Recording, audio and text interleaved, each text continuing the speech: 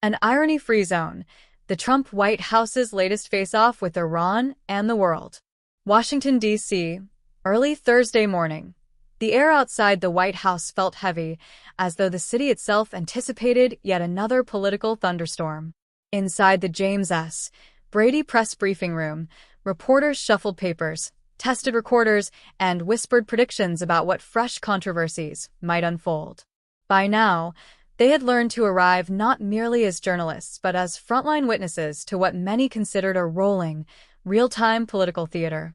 At the podium stood Karoline Leavitt, newly appointed White House press secretary, known for her unwavering loyalty and brash, unapologetic style. Her appointment was widely interpreted as a nod to the America First faithful, those who believed in unapologetic, combative messaging over carefully curated diplomacy. If previous administrations measured words as one might handle a delicate vase, Leavitt wielded hers more like a sledgehammer. The question of the day was not about domestic inflation numbers or the latest job reports, but rather a brewing international crisis. Days earlier, under President Trump's reinstated administration, the U.S. had launched a surprise bombing campaign on Iranian nuclear facilities. It was touted as a precision strike, intended to halt Iran's nuclear ambitions and assert American dominance in the region.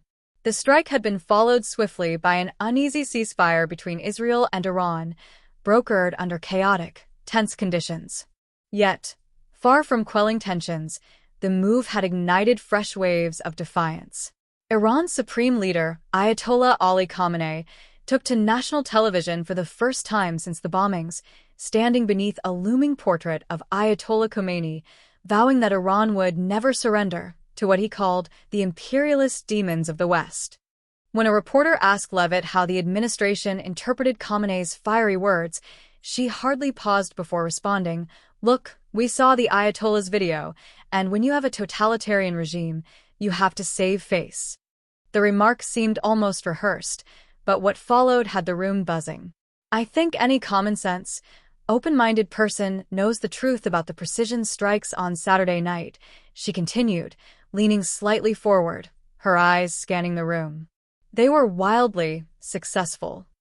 Even before her words had fully sunk in, Twitter lit up like a pinball machine. Hashtags such as #IronyFreeZone, #CarolineSpin, and #TotalitarianTalk began trending globally.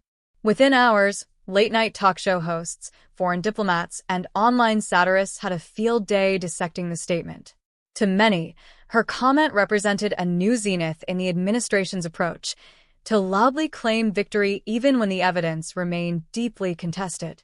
Outside the briefing room, members of the National Security Council were reportedly scrambling to manage the fallout.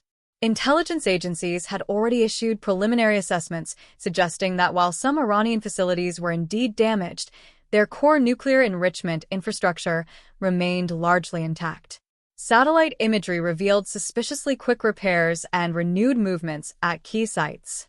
International allies watched with growing concern. European leaders, who had spent years painstakingly negotiating with Iran under the 2015 nuclear deal framework, expressed skepticism in private diplomatic cables that inevitably leaked to the press.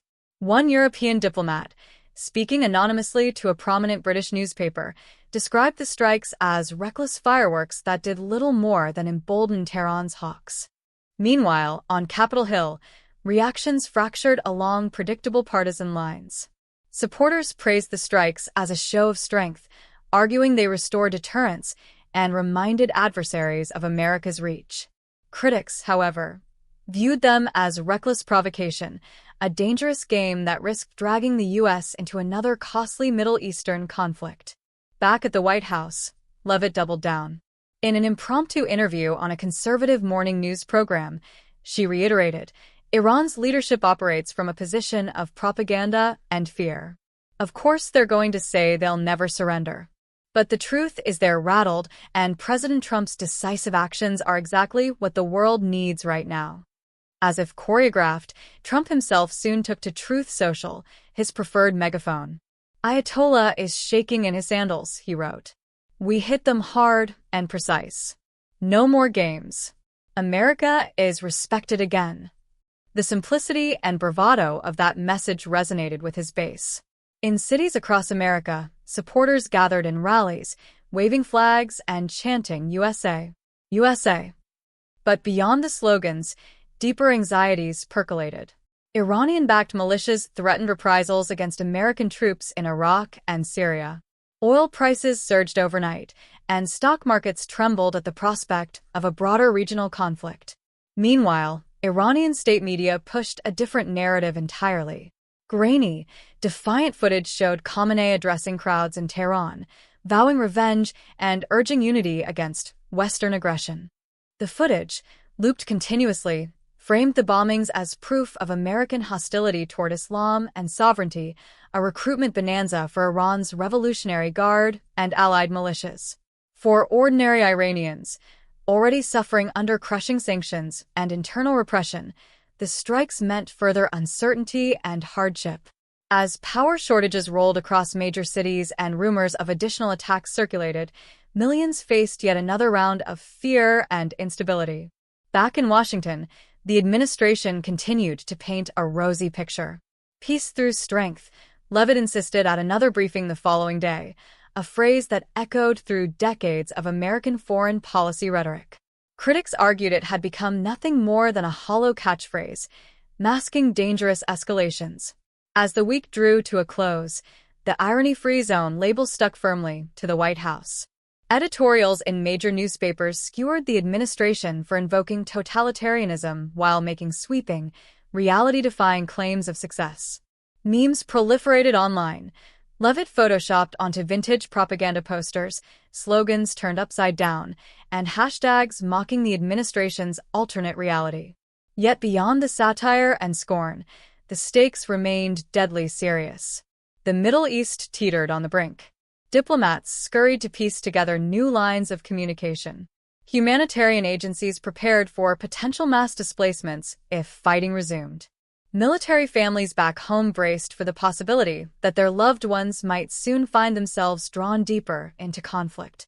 And as Karoline Leavitt stepped up to the podium once again, brushing a loose strand of hair from her face, she glanced at the waiting cameras, the sea of skeptical eyes, and the forest of microphones.